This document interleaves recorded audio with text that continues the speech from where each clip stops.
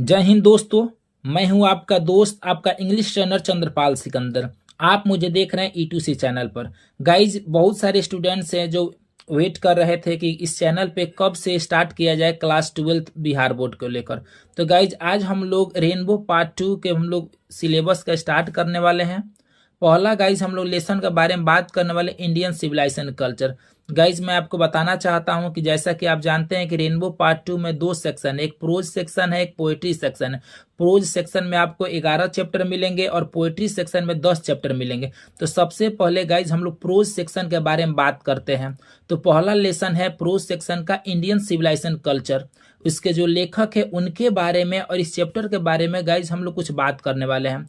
और इस चैप्टर के गाइज जब आप पढ़ लीजिएगा, इस वीडियो को देख लीजिएगा, तो बहुत सारे ऑब्जेक्टिव्स आएंगे इसी चैनल पर। आपको गाइज बताना होगा, आंसर भी देना होगा। तो चलिए गाइज स्टार्ट करते हैं। पहला लेसन है इंडियन सिविलाइजेशन कल्चर। जी दोस्तों, इंडियन सिविलाइजेशन कल्चर कई बार पूछा है गाइज कि बताइए इंडियन सिविलाइजेशन एंड कल्चर क्या है। इसका टाइप पूछता है कि एसे है, स्पीच है, शॉर्ट स्टोरी है या ड्रामा है। तो गाइज आप बोलिएगा कि इंडियन सिविलाइजेशन कल्चर यह एक एसे है। यह महात्मा गांधी के द्वारा लिखा गया है। गाइज, आप एक चाइना के लड़का से भी पूछिएगा कि महात्मा गांधी कहाँ के थे, तो वो भी बता देगा कि महात्मा गांधी जी एक इंडियन थे, एक भारतीय थे, भारत के रहने वाले थे। महात्मा गांधी का जन्म 2 अक्टूबर 1869 को हुआ था। इनका मृत्यु 30 जनवरी 1948 को। गाइज, इनको बापू और फादर ऑफ नेशन के रूप में जाना जाता है। इनकी ऑटोबायोग्राफी का नाम था माई एक्सपेरिमेंट विथ ट्रूथ।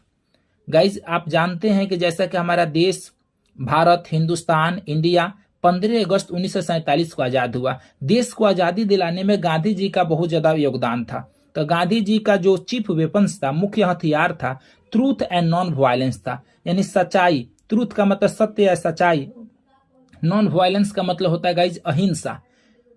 कहा जाता है गाइज इनके बारे में कि Mahatma Gandhi was a spiritual leader then a politician.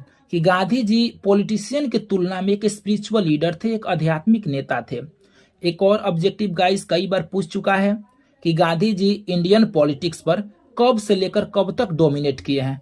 तो गाइस आपको ये ऑब्जेक्टिव याद कर लेना चाहिए कि 1915 से लेकर 1948 तक महात्मा गांधी जी इंडियन पॉलिटिक्स पर पूरी तरह से डोमिनेट किए हैं, पूरी तरह से छाए रहे हैं, इन्हीं का दबदबा रहा है। ठीक है गाइज, मैं आपको एक बार और बता देता हूं ताकि इस चैप्टर से गाइज एक भी ऑब्जेक्टिव आपको छूटे ना। गाइज, जैसा कि आप जानते हैं कि पहला हमारा प्रोज सेक्शन का जो चैप्टर है इंडियन सिविलाइजेशन कल्चर, यह एक एसे है। यह महात्मा गांधी जी के द्वारा लिखा गया है। महात्मा गांधी जी का जन्म 2 अक्टूबर 1869 को हुआ था। इनका मृत्यु 30 जनवरी 1948 को। इनको बापू और फादर ऑफ नेशन के रूप में जाना जाता है। इनकी ऑटोबायोग्राफी का नाम है guys my experiment with truth. इनका चीफ वेपन्स यानी मुख्य हथियार थे truth and non violence. Gandhi ji politician की तुलना में एक स्पिरिचुअल लीडर थे, आध्यात्मिक नेता थे और ये इंडियन पॉलिटिक्स पर 1915 से लेकर 1948 तक डोमिनेट किए हैं। गाइज, अगर यह वीडियो आपको अच्छा लगा हो तो वीडियो को लाइक कर दीजिए। अभी तक आप इस चैनल से नहीं जुड़े हैं तो गाइज चैनल से जुड़ जाइए। जितने भी गाइज आपके फ्रेंड सर्किल में जितने भी दोस्त हैं जिनका मिशन 2024 है, जो 2024 में एग्जाम देने वाले हैं, तो गाइज सबके पास यह वीडियो को शेयर कीजिए और उनको भी बताइए इस चैनल के बारे में। गाइज, प्रतिदिन हर एक लेसन का चैप्टर वाइज गाइज इस पर डिटेल्स में आपको एक्सप्लेन किया जाएगा E2C चैनल पर। तो गाइज चैनल से जुड़े रहिए। Thank you guys. जय हिंद दोस्तों, मैं हूं आपका दोस्त, आपका English trainer Chandrapal Sikandar. Guys, आप देख रहे हैं अपना फेवरेट चैनल E2C। गाइज, हम लोग कल बात किए थे इंडियन सिविलाइजेशन कल्चर। आज हम लोग बात करने वाले हैं भारत इज माई होम। तो गाइज, जैसा कि आप जानते हैं कि प्रोज सेक्शन का chapter number 1 Indian civilization culture के बारे में हम लोग ऑलरेडी डिस्कस कर चुके हैं। आज गाइज बारी है भारत इज माई होम के बारे में डिस्कस करने की। तो चलिए गाइज बिना देरी किए हुए चलिए स्टार्ट करते हैं। तो गाइज चैप्टर 2 है Bharat is my home. Guys, कई बार एग्जाम में पूछा है कि बताइए भारत इज माई होम क्या है। शॉर्ट स्टोरी है, स्पीच है, ड्रामा है या एसे है। तो गाइज आपको बोलना चाहिए कि भारत इज माई होम यह एक स्पीच है और यह स्पीच डॉक्टर जाकिर हुसैन के द्वारा दिया गया था 1967 में। गाइज, डॉक्टर जाकिर हुसैन के बारे में बताया जाता है कि डॉक्टर जाकिर हुसैन एक बहुत बड़े एजुकेशनिस्ट थे, साथ ही साथ एक ग्रेट फ्रीडम फाइटर भी थे। उनका जन्म 1897 में हुआ था, हैदराबाद में हुआ था। इनका मृत्यु 1969 में। यह भारत के 3rd प्रेसिडेंट थे। 1967 में गाइज ये राष्ट्रपति पद पर शपथ लिए थे। 1963 ईस्वी में इनको भारत रत्न से सम्मानित किया गया था। उससे पहले गाइज राष्ट्रपति बनने से पहले ये बिहार के गवर्नर भी रह चुके हैं। 1957 से लेकर 1962 तक ये बिहार के गवर्नर थे। गाइज मैं आपको कुछ और इनके बारे में बता रहा हूं। गाइज ये जामिया मिलिया यूनिवर्सिटी के को फाउंडर भी थे। इनके बारे में कहा जाता है कि हिंदुस्तान के यानी भारत के फर्स्ट मुस्लिम प्रेसिडेंट थे, क्योंकि इनसे पहले डॉक्टर सर्वपल्ली राधाकृष्ण थे, उनसे पहले डॉक्टर राजेंद्र प्रसाद थे, दोनों के दोनों हिंदू थे। ये guys first Muslim president of India थे, डॉक्टर जाकिर हुसैन। इनके बारे में गाइज कहा जाता है कि 4 डेट याद करना है। अगर आप बिहार बोर्ड के स्टूडेंट है, आपका मिशन 2024 है, आप बेहतरीन ढंग से तैयारी करना चाहते हैं तो 4 डेट आप याद रखेंगे। पहला डेट आपको याद करना पड़ेगा 1897। गाइज 1897 में इनका जन्म हुआ था। 1963 में इनको भारत रत्न से सम्मानित किया गया था। 1967 में भाषण दिए थे, उसी समय राष्ट्रपति भी बने थे। 1969 में इनका देहांत हो गया। तो गाइज आपको याद करना है कि भारत इज माई होम के लेखक कौन है? डॉक्टर जाकिर हुसैन। गाइज ऐसे ही आप 2 बार 3 बार वीडियो देखिएगा तो मैं उम्मीद करता हूं कि गाइज ये आपको याद हो जाएगा। फिर से मैं एक बार और आपको डिस्कस करा देता हूं ताकि गाइज आप दोबारा आपको याद करने की जरूरत ना पड़े। भारत इज माई होम यह एक स्पीच है और यह स्पीच डॉक्टर जाकिर हुसैन के द्वारा दिया गया है। डॉक्टर जाकिर हुसैन एक एजुकेशनिस्ट थे, साथ ही साथ एक ग्रेट फ्रीडम फाइटर भी थे। उनका जन्म 1897 में हुआ था, हैदराबाद में उनका जन्म हुआ था। 1969 में इनका मृत्यु हुआ है। गाइस ये भारत के 3rd प्रेसिडेंट थे।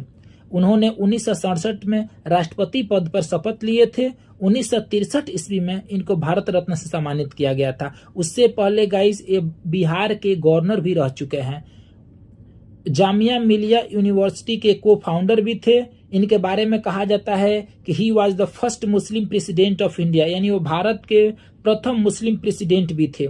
इनके साथ गाइस 4 डेट आता है हमेशा, आप याद करेंगे 12th वाले खासकर। 1897 में इनका जन्म हुआ है। 1963 में इनको भारत रत्न से सम्मानित किया गया है।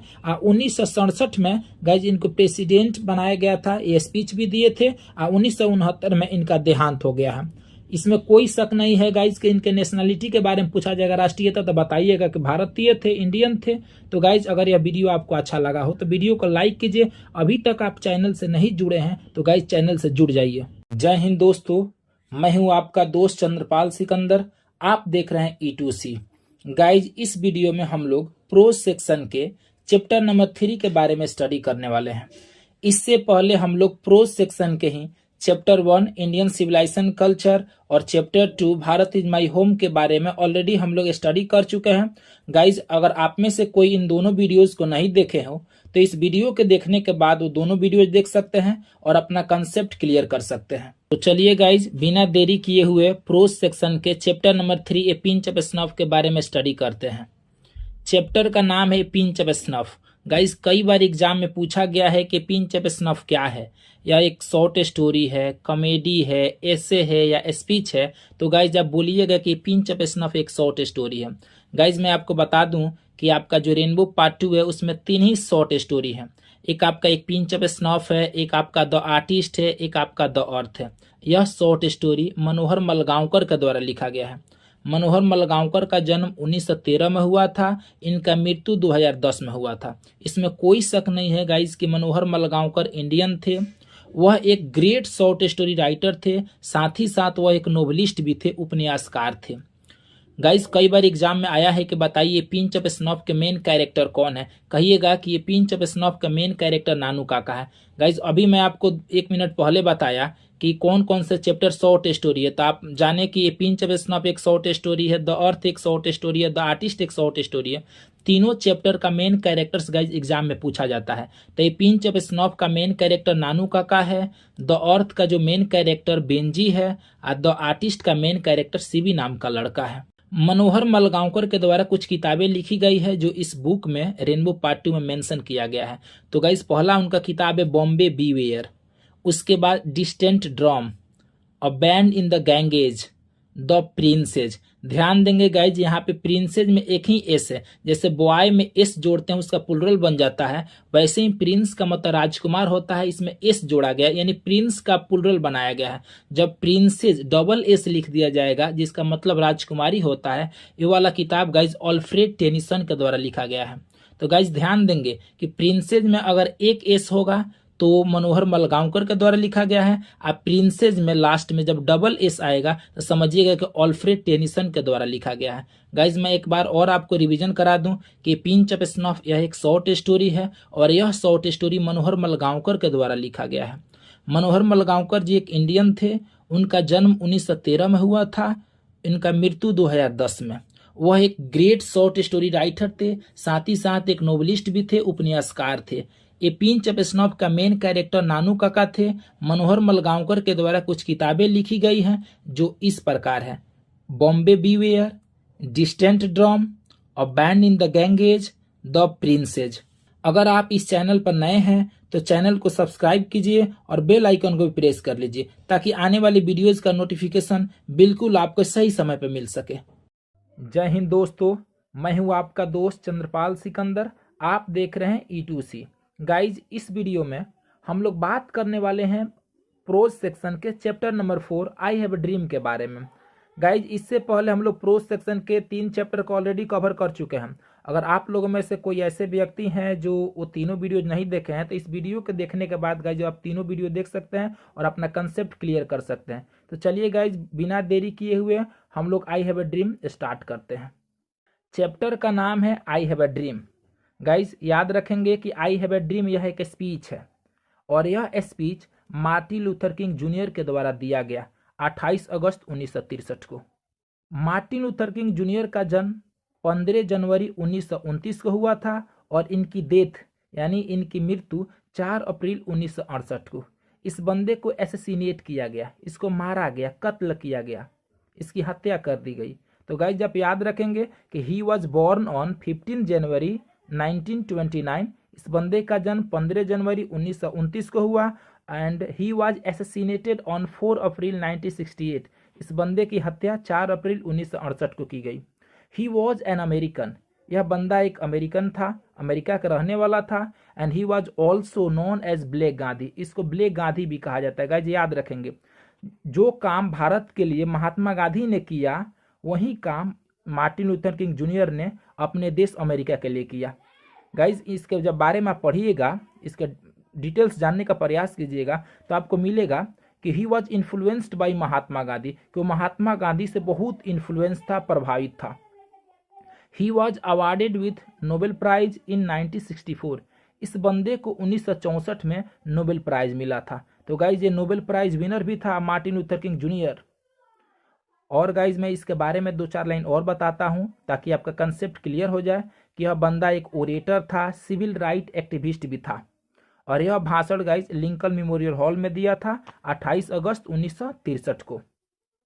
एक बार मैं आपको गाइज फिर से बता देता हूं ताकि आपका कंसेप्ट क्लियर हो जाए कि आई हैव अ ड्रीम यह एक स्पीच है और यह speech Martin Luther king junior के द्वारा दिया गया। मार्टिन लूथर किंग जूनियर का जन्म 15 जनवरी 1929 को हुआ था और इस बंदे की डेथ 4 अप्रैल 1968 को। यह एक अमेरिकन था, इसको ब्लैक गांधी भी कहा जाता था। नोबेल प्राइज विनर है गाइज। इसको 1964 में इस बंदे को नोबेल प्राइज से सम्मानित किया गया और यह भाषण 28 अगस्त 1963 को दिया था लिंकन मेमोरियल हॉल में। यह बंदा ओरेटर था, साथ ही साथ सिविल राइट एक्टिविस्ट भी था। गाइज अगर आप 2024 में एग्जाम देना चाहते हैं, आपको बार बार कन्फ्यूजन होता है, आप बार बार कन्फ्यूज हो जाते हैं, तो गाइज आप 4 डेट याद रखेंगे मार्टिन लूथर किंग जूनियर के बारे में। पहला डेट 1929 में इस बंदे का जन्म हुआ था।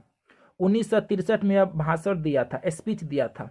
1964 नोबेल प्राइज विनर बनाए और 1968 में इस बंदे की डेथ हो गई। तो चारों डेट गाइज आप कंफर्म याद करेंगे कि 1929 में इस बंदे का जन्म हुआ, 1963 में यह बंदा स्पीच दिया, 1964 में इसको नोबेल प्राइज मिला और 1968 में इसकी डेथ हो गई। तो गाइज अगर यह वीडियो आपको अच्छा लगा हो, पसंद आया हो तो वीडियो को लाइक कीजिए। अगर अभी तक आप चैनल से नहीं जुड़े हैं तो गाइज चैनल को सब्सक्राइब कीजिए और जुड़ जाइए। Thank you so much for watching this video guys.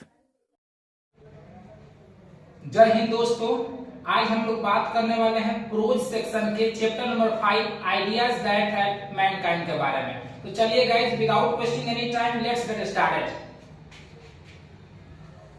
Guys आप देख सकते हैं कि चैप्टर का नाम है ideas that have help Mankind और यह एक एसे है और डिटेल्स में जानने का प्रयास करेंगे। गाइस यह एक साइंटिफिक एसे है, तो याद रखेंगे कि आइडियाज दैट हेल्प मैनकाइंड यह एक एसे है और यह एसे बर्टन रसेल के द्वारा लिखा गया है। गाइस याद रखेंगे, बर्टन रसेल का जन्म 1872 में हुआ था और इनका मृत्यु 1970 में। तो गाइस याद रखें कि Bertrand Russell was born in 1872 and died in 1970। वह एक ब्रिटिश फिलोसोफर थे। ब्रिटिश फिलोसोफर के अलावा वह एक हिस्ट्रियन थे और यह एक मैथमेटिशियन थे। गाइस इस पे ज्यादा फोकस करेंगे, हिस्ट्रियन और मैथमेटिशियन पर, कि वह एक इतिहासकार थे और साथ ही साथ एक गणितज्ञ भी थे। तो इस पर फोकस करेंगे, हिस्ट्रियन और मैथमेटिशियन। यह बंदा इंग्लैंड का था। कई बार ऑब्जेक्टिव में गाइस इंग्लैंड न देकर ब्रिटेन देता है, तो इसमें आप कंफ्यूज नहीं होंगे। इंग्लैंड या ब्रिटेन दोनों में से किसी एक को आप याद करेंगे। इनको नोबेल प्राइज से सम्मानित किया गया था 1950 में। आप जैसे जानते हैं कि आपके जो सिलेबस पढ़ते हैं रेनबो पार्टी, उसमें 4 ही ऐसे व्यक्ति हैं। There are only 4 person who got Nobel prize. Pearl S Buck को 1938 में मिला था, टीएस इलियट को 1948 में मिला था, बर्टन रसेल को 1950 में और मार्टिन लूथर किंग जूनियर को 1964 में। तो इस बंदे को भी गाइस 1950 में नोबेल प्राइज से सम्मानित किया गया था। यह आदमी he died due to influenza. Influenza की वजह से इनकी मृत्यु हुई थी 1970 में। ये गाइस और याद रखेंगे, परीक्षा में पूछा गया है कि why I am not Christian, ये किनके द्वारा लिखा गया है। तो याद रखेंगे कि why I am not Christian ये बर्टन रसेल के द्वारा लिखा गया है। बर्टन रसेल इंग्लैंड का था। कई बार ऑब्जेक्टिव में इंग्लैंड के जगह ब्रिटेन भी देता है, तो कंफ्यूज नहीं होंगे। गाइस ऐसे ही कमाल की जानकारी पाना चाहते हैं तो चैनल को सब्सक्राइब कीजिए और वीडियो पसंद आया है तो वीडियो को लाइक कर दीजिए। Thank you so much for watching this video guys. जय हिंद दोस्तों, मैं हूं आपका दोस्त चंद्रपाल सिकंदर। आप देख रहे हैं E2C। गाइज इस वीडियो में हम लोग बात करने वाले हैं प्रोज सेक्शन के chapter number 7 a child is born के बारे में। तो बिना देरी किए हुए चलिए गाइज चैप्टर स्टार्ट करते हैं। चैप्टर का नाम है a child is born. A child is born यह एक एसे है। कई बार एग्जाम में गाइज पूछा जा चुका है कि बताइए चाइल्ड इज बॉर्न क्या है। एसे है, स्पीच है, शॉर्ट स्टोरी है, ड्रामा है, तो आपका जवाब एसे होना चाहिए। गाइज मैं आपको जानकारी के लिए बता दूं कि यह एक सोशल एसे है और यह एसे जर्मिन ग्रीर के द्वारा लिखा गया। जर्मिन ग्रीर का जन्म 1939 में हुआ। यह एक फेमिनिस्ट राइटर है। फेमिनिस्ट राइटर का मतलब होता है नारीवादी लेखिका। Guys she is a feminist writer of 20th century. यह 20वीं शताब्दी के नारीवादी आंदोलन की प्रमुख प्रवक्ता के रूप में जानी जाती हैं Germaine Greer. She is an Australian writer. Guys यह एक ऑस्ट्रेलियन राइटर है, ऑस्ट्रेलिया की रहने वाली है। इनकी कुछ प्रमुख रचनाएं हैं जैसे कि द फीमेल यूनक 1970 में गाइज ये लिखा गया। यह एक इंटरनेशनल बेस्ट सेलर बुक है guys. Sex and destiny, the politics of human fertility, इसी से guys a child is born लिया गया है, जिसमें वो महिलाओं के जीवन के सामाजिक और सांस्कृतिक पहलुओं की पड़ताल करती दिख रही हैं। और इनकी एक रचना है द चेंज, ये भी गाइज काफ़ी पॉपुलर है। अ चाइल्ड इज बॉर्न यह एक एसे है गाइज। इस एसे में जर्मन ग्रीर बच्चों के जन्म और माता पिता के संबंधों के बारे में पूर्व और पश्चिम की सांस्कृतिक विशिष्टताओं की पूरी तरह से अवलोकन किया है। तो गाइज मैं आपको एक बार और बता दूं ताकि इस चैप्टर को लेकर कोई भी कंफ्यूजन नहीं रहे। अ चाइल्ड इज बॉर्न यह एक एसे है और यह एसे जर्मन ग्रीर के द्वारा लिखा गया। जर्मन ग्रीर का जन्म 1939 में हुआ। वह एक फेमिनिस्ट राइटर हैं। फेमिनिस्ट राइटर का मतलब नारीवादी लेखिका होता है गाइस। यह एक ऑस्ट्रेलियन राइटर है। इनकी कुछ रचनाएं हैं जैसे कि the female eunuch, sex and destiny, the politics of human fertility, the change. और चाइल्ड इज बॉर्न यह एक एसे है गाइज और यह essay sex and destiny, the politics of human fertility से लिया गया है। अगर यह गाइज वीडियो आपको पसंद आया हो तो वीडियो को लाइक कीजिए। अभी तक चैनल से नहीं जुड़े हैं तो गाइज चैनल से। जय हिंद दोस्तों, मैं हूं आपका दोस्त चंद्रपाल सिकंदर। आप देख रहे हैं E2C। गाइज इस वीडियो में हम लोग बात करने वाले हैं प्रोज सेक्शन के चैप्टर नंबर 6 द आर्टिस्ट के बारे में। गाइज यहाँ पे ध्यान देंगे कि इसको द आर्टिस्ट भी पढ़ा जाता है, दी आर्टिस्ट भी पढ़ा जाता है। बहुत ही कमाल की ये शॉर्ट स्टोरी है गाइज। जब आप इस कहानी को पढ़िएगा इसका फ़ैन हो जाइएगा। तो चलिए guys, without wasting any time let's get started. Chapter का नाम है द आर्टिस्ट। द आर्टिस्ट यह एक शॉर्ट स्टोरी है। यह शॉर्ट स्टोरी सिगा नोया के द्वारा लिखा गया। गाइज, सिगा नोया का जन्म 1883 में हुआ था और उनका निधन 1971 में। तो आप कह सकते हैं कि Shiga Naoya was born in 1883 and he died in 1971। Guys, वह एक जापान के रहने वाले व्यक्ति थे। He was a Japanese short story writer. इनके बारे में बोला भी जाता है गाइज, जब आप किताब पढ़िएगा तो आपको मिलेगा भी कि Shiga Naoya is a celebrated Japanese short story writer of the 20th century. कि सिगा नोया एक जाने माने जापानी शॉर्ट स्टोरी राइटर हैं 20th सेंचुरी के, 20वीं शताब्दी के। द आर्टिस्ट चैप्टर का मेन कैरेक्टर गाइस कई बार पूछा है कि बताइए कि who is the main character in the artist. The artist का मेन कैरेक्टर कौन है? द आंसर होगा गाइस कि सीबी। सीबी नाम का लड़का गाइज इस चैप्टर का मेन कैरेक्टर। वहीं सीबी जो 12 साल का लड़का होता है, जापानीज बॉय होता है, जो प्राइमरी स्कूल में पढ़ता है। और यह लड़का, यह बंदा गॉड्स यानी कद्दू का दीवाना होता है। बहुत ही मज़ेदार कहानी है गाइज। तो मैं आपको एक बार और बता देता हूं ताकि कोई कन्फ्यूजन न रहे इस पाठ को लेकर। गाइज, चैप्टर का नाम है द आर्टिस्ट। आप इसे द आर्टिस्ट भी बोल सकते हैं। द आर्टिस्ट के लेखक है सिगा नोया। सिगा नोया एक जापानी शॉर्ट स्टोरी राइटर है जिनका जन्म 1883 में हुआ है। उनका निधन 1971 में। द आर्टिस्ट यह एक शॉर्ट स्टोरी है। सिगा नोया जो जापान के रहने वाले हैं, 20th सेंचुरी के एक जाने माने जापानी शॉर्ट स्टोरी राइटर हैं। और इस चैप्टर का मेन कैरेक्टर सीवी है, जो सीवी 12 साल का होता है, प्राइमरी स्कूल में पढ़ता है और गॉड्स का दीवाना होता है। गाइज, अगर यह वीडियो आपको पसंद आया हो तो वीडियो को लाइक कीजिए। अभी तक आप चैनल से नहीं जुड़े हैं तो गाइज चैनल को सब्सक्राइब कीजिए और जुड़ जाइए।